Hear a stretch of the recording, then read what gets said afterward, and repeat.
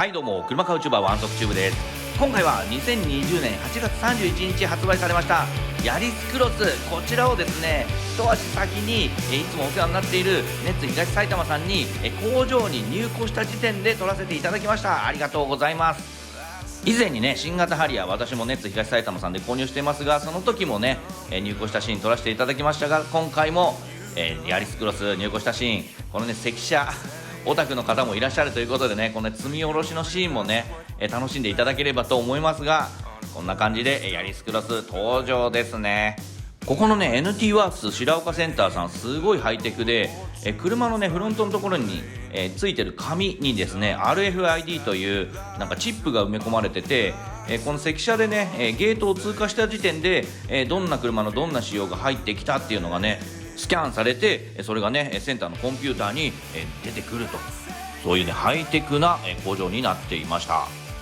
そしてね積み下ろされたヤリスクロスなんですけれども、こちらね白のヤリスクロスハイブリッド ZFF ですね。私以前にトヨタさんのね先行試乗会に参加させていただきましたが、岸君もそれと同じ色とグレードということになっています。それではね今回は工場の中でヤリスクロス撮らせていただきました。改めてねエクステリア見てみたいと思いますが、こちらのねハイブリッド Z にはフル LED ヘッドランプが標準装備、ただしアダプティブハイビームはですねヘッドアップディスプレイとセットで 9.9 万円のオプションになっています。そしてねウインカーはですねこちらデイライトの部分が縦型に伸びているんですが、そこがね反転して光るようになっています。こちらね工場の中ではですねロービームが自動点灯してしまってデイライトはちょっとつかなかったんで今消灯してますけれども、ここがデイライトの機能も兼ねているということになっています。そしてねトヨタのマークが青いのはハイブリッドだからですね。そしてその下のグリルの部分もちゃんとね艶ありの素材になっていて、この下の部分はねこれセンサーですね。そしてフロントのカメラがついています。そしてバンパーの下部のところはですね無塗装素地なんですが、ここLED のフォグランプはディーラーオプションで付けられるそうです。そしてねポジションランプ兼ウインカーのところの周りのベゼルのところもねピアノブラックになっているのはいいですね。続いてサイドの方に回っていきましょう。ちょっとね工場内で距離が取れなかったので以前撮影したもので見てみますが、ヤリスクロスのボディサイズは全長4180、全幅1765、全高1590と 4.2 メーター以下のコンパクトなボディサイズになっていて、全長もね 1.8 メーター以下と取り回すのにはね非常に良いサイズになっていると思います。そして、Z にはですねこちら18インチアルミホイールが標準装備となっています。中間グレードのね G だと16インチなんで2インチサイズアップしていると。このコンパクトなボディサイズに18インチのアルミホイールは迫力がねほんと半端ない。これだけね大きなねタイヤ&ホイールが装着されていると見栄えもやっぱりいいですよね。かっこよく見えます。そしてね、ホイールアーチの部分が無塗装素地になっています。標準装着タイヤはねこちらエナセーブになってますね。他にも種類があると思います。そしてね今回のヤリスクロスの特徴でもある A ピラーがですねブラックアウトされてるんですよね。続いてミラーなんですけれどもね、ヤリスクロスにはパノラミックビューモニターがなんと全グレードにオプションで用意されているということで、ハリアーだとねジョイグレードの Z にしか付けられないとかありましたが、ヤリスクロスでは全部グレードに太っ腹で装備できると。で B ピラーは無塗装素地になっています。でリアの方に回り込んでいきましょう。リアコンビネーションランプはね左右つながるデザインになってますが、光るのは一部ですね。貫通するようなデザインにはなっていません。でもねこちらフル LED リアコンビネーションランプということで、ウインカーが豆球なんてこともないのはいいですね。ただしですねちょっと気になるのはナンバー灯はですね豆球ですね。ここもね白かったらなおおしゃれでかっこいいのになと思うんですが、気になる人はね LED に打ち替えれば良いと思います。そしてマフラーはね前にも言いましたが、こんだけかっこいいデザインなのに切りっぱなしのものが下向いて見えているということで、こういうところもねしっかり処理されていれば見栄えもいいのになと。これねかっこいいイケメンから鼻毛出てるみたいなもんですからねって前に言いましたよね。続いて内装を見てみましょう。鍵穴は見えるタイプとなっています。で B ピラーは無塗装素地ですね。でドアを開けるとこんな感じ。 Z グレードではですね内装カラーは選べずにこのブラウンの内装が標準装着となります。トリム上部はハードプラ、シルバーのパイピング処理がされていて、ここはねファブリックというか不織布のようななんか不思議な素材になっています。で個人的に気になったのがですねインナードアハンドルですね。ここ無塗装素地なのがちょっと、よく触れる部分なのに質感は低いと思いましたが、 LED のね間接照明があるのはいいですね。でウィンドウスイッチ台座なんかも、無塗装掃除ですが、スイッチ自体には、グロスの加色がしてあります。でヒンジはプレス製ですね。でドアポケットにも、ドリンクが置けるような大きさがあって、カーテシランプとかはついてないです。で続いてシートなんですが、これもね結構賛否分かれてますよね。こちらね合成比較とツイード調のファブリックになっていますが、この辺の触り心地はいいんですが、中央部分のね柄がなんかおじいちゃんおばあちゃんの服みたいだとかね結構言われてたりするんですが、個人的にはねそんな全然気にならなかったですね。これでも全然いいと思います。そしてなんとヤリスクロスの Z では運転席だけですがパワーシートがですね標準装着と、これすごいですね。この C クラスにパワーシートがあるのはなかなかレアです。これね一つのモーターで動かしていると、でコストを抑えて導入できているというねかなり工夫の賜物だそうで、スイッチがね今までと少しね違うデザインになっているのもそのためですね。でドア閉めた音はこんな感じ。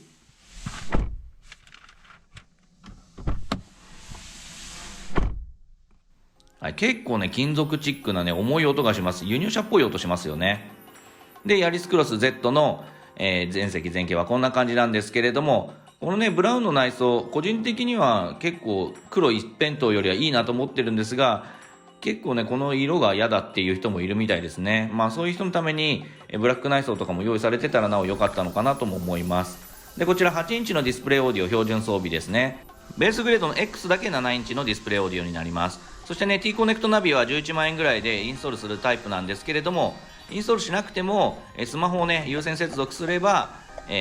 LINE カーナビとかを使えば、カーナビ代わりになるということですね。でここトレイがありますが、ヤリスだとね助手席の方まで貫通してたトレイだったのがヤリスクロスだと貫通しないデザインになっています。でパワースイッチが青いのはハイブリッドだからですね。でここが無塗装掃除になってますが、欧州仕様だとねピアノブラックの仕様なのもあったのに国内仕様はちょっと残念だなと思うところですね。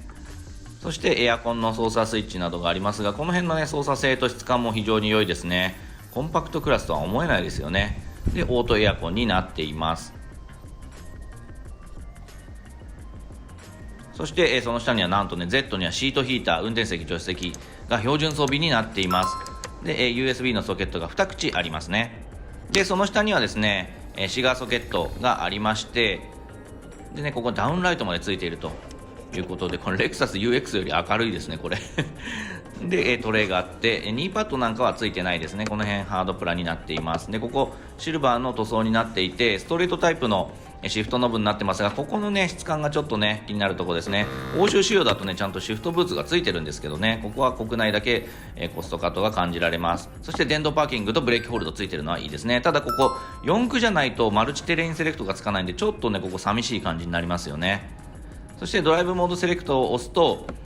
このように、パワーとかねエコとかの色がちょっと変わるという形になっています。演出はねやや控えめですね。はい、その下には EV モードなどのスイッチがあります。そして、むき出しのカップホルダーと物入れがあって、ここアームレストがねないのは残念ですがオプションで用意されているそうです。続いて助手席の方ですが、ダッシュボード上部はなんとソフトパッドになっています。でここパイピングの処理がしてあって、その下の茶色の部分はねハードプラです。でグローブボックスを開けるとこんな感じですが、容積は普通ですね。続いてステアリングホイールの方を見てみましょう。こちらね本革巻きのステアリングホイールになっています。 G 以上では本革巻きになりますが、パドルシフトは備わりませんね。でステアリングスイッチ右側にはクルーズコントロール系のスイッチが集約されています。なんとねヤリスクロスでは全車速追従タイプ、しかも全車速でステアリングホイールのレーントレース機能付きですね。これ素晴らしい。これね試乗ができるようになったらいろいろ試してみたいと思います。そしてね中央部分にはトヨタのマークが明記されていて、ウインカーがですねワンタッチで5回点滅するタイプになっています。今まではだいたい3回だったんですが、ヤリスクロスでは5回ですね。これで車線変更するときなども使えますね。そしてジョイグレード Z には7インチの TFT マルチインフォメーションディスプレイが装備されます。この辺もね、RAV4 と同様のものがついているということなんで、車格以上の装備がおごられていると。で表示できる情報自体は、4.2 インチのマルチインフォメーションディスプレイと同じで、切り替えて表示するタイプになっています。見栄えがいいか悪いかというところですね。RAV4 のメーター1年使ってたものから言わせてもらうと、時計とか、EV インジケーターとかこの7インチに何でもかんでも詰め込んじゃってるせいでちょっとごちゃついた印象はありました。続いて、ステアリングの右側ですが、ここもねソフトパッドでエアコン吹き出し口にはピアノブラックの加色がしてあって、でこちらにね、オプションでつける、パノラミックビューのスイッチがついていました。これをやるとね360度ビューって感じで上から見た、図になります。これのおかげでね耳たぶミラーもつかないということになっているのはいいですね。でこちらのパノラミックビューモニターは単体でもオプション装着できますが、ブラインドスポットモニターやリアクロストラフィックオートブレーキなどとセットでも 7.7 万円でつけることができるので、これはつけた方がいいかなと思います。さらにこちらの車両ではついてなかったですけれども、トヨタチームメイトというね、駐車をね半自動でやってくれるみたいなオプションもセットで 12.1 万円となっています。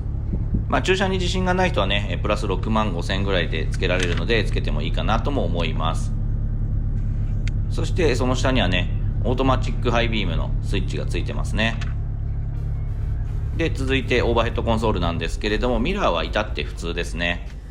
でルームランプはこれ LED かな、豆球かもしれないですね。そして SOS コールのスイッチがついてます。ヤリスクロスにはね車載通信機 DCM が標準装備となっているので、緊急時にねオペレーターにつながる SOS コールヘルプネットもついています。そしてバニティミラーにはねバニティランプもついていて、これね舞踏会行けるやつですね。はい、続いて後席を見てみましょう。後席ドアを開けるとこんな感じ。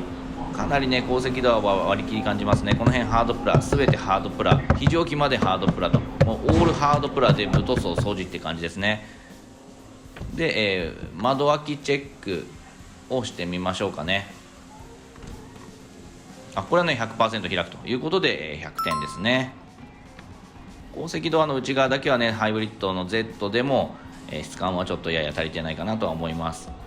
G 以上ではですねこちら4対2対4の分割可動が可能なリアシートになっています。ただリクライニング機構は備わりません。でドア閉めた音はこんな感じですね。はい。でヤリスクロスの、後席膝前は、ヤリスと同じぐらいなんで、拳ギリ1個分ぐらいかなと。身長173センチの私にシートポジション運転席合わせてこのぐらいと。でシートバックポケットは、運転席側にはなく助手席側のみですね。でセンターコンソールの吹き出し口なんかもなく、センタートンネルもやや張り出していると。でただですねこちら G 以上にはこの4対2対4の分割可動になるので、この真ん中だけを倒すとねドリンクホルダーが備わっていてアームレスト代わりになるというのはいいですし、さらに倒した時にラゲッジフロアとつらい位置になってフラットなね、長尺物を置けるようになるっていうのもいいですね。そして後席のルームランプは豆球という風になっています。はい、続いてラゲッジルームを見てみましょう。こちらはね、ハンズフリーパワーバックドアオプションで装備されてなかったので手動タイプになっています。そしてラゲッジ容量はねデッキボードを下にした状態で390リッターを確保しています。これでデッキボードを上にした状態なのでもうちょっと狭い状態となっています。そして FF 車にはですねアジャスタブルデッキボードという4対6にこう分かれたデッキボードが装備されます。これねありそうでなかったですよね。この片側だけを下にするとかっていう状態で荷室のね高さを稼ぐこともできます。でこのデッキアンダーにもね結構な広いスペースがあります。さらにですねこの、デッキのその一番下の部分ですね、これを、めくるとですねテンパータイヤは装備されてなくて、パンク修理キットがありますね。この隙間にもちょっと物が置けそうです。これ4対6で分割されてるとねこう持ち上げた時がちょっと不便な感じはありますけどね、両方持ち上げることっていうのはあんまないかな。でこのデッキボードを片側下にすると一部だけをこのように高さを稼ぐこともできると。こういうのはねアイディアですよね。で両方下にすると390リッターの容積になりますと。これねゴルフバッグがね横に2つは置けるそうでかなりね広いですね。ただこのアジャスタブルデッキボードを支えるここのね部分がそんなに強度がないので人が乗ったりとかするとちょっと壊れてしまう可能性もあるのでご注意ください。そしてラゲッジ側から倒す、レバーはありませんがこのようにね中央だけを倒すと。でこのデッキボードを上にした状態にしておくと、はい、このように、ラゲッジから、アームレストの部分、中央の部分を、フラットにつなぐことができて、スキーの板とかねスノボの板とか長尺物を積んでも4人乗れるっていうのはねこれ非常にね素晴らしいですね。そしてラゲッジ側から後席をこう倒して、はい、そうすると、フラットな荷質になると。ほぼ段差もないですね。この辺はね、よく練られているなと思います。ただ先ほども言いましたが、アジャスタブルデッキボードを上にしている状態だと、ちょっと強度面では若干心配が残るので、人がね、乗っても大丈夫かどうかっていうのはね、ご注意ください。ただね、容積としては本当十分ですね。そしてね、ラゲッジランプは豆球で、シガーソケットは備わっています。ここくり抜かれているので、ゴルフバッグも置けるということになっています。これはね、なかなかアイディアものの商品なんじゃないでしょうか。FF 車しかね、つきませんのでご注意ください。といった感じでね、新型ヤリスクロスハイブリッド Z、FF、こちらを改めて見てみましたが、いかがだったでしょうか。個人的な感想としてはですね、改めて見てみると、やっぱサイズ感はね、ちょうどいいですよね。 4.2m 以下、そして全幅も 1.8m 以下と、日本の道路状況、駐車場状況に合っている車のサイズになっていると思います。ライバルとしてはね、それこそキックスとかですね、ベゼルなんかが、ガチンコなると思います。あと CX3 とかですね、 B セグメントの、コンパクト SUV になります。ただライバルを凌駕する、運転支援とか安全装備の数々がついていたり、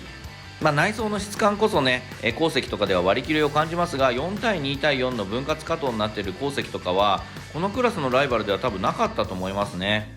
そしてね、アダプティブハイビームも、Z にはオプションで付けられたり、全車側追従のアダプティブクルーズコントロール、さらに全車側対応の、レーントレーシングアシストが付いているなど、本当にね、上位車種というかですね、高級車顔負けの装備が付いているコンパクト SUV になっているということでね、本当にね、トヨタ強すぎてライバルが本当に不憫だなって思うぐらいですね。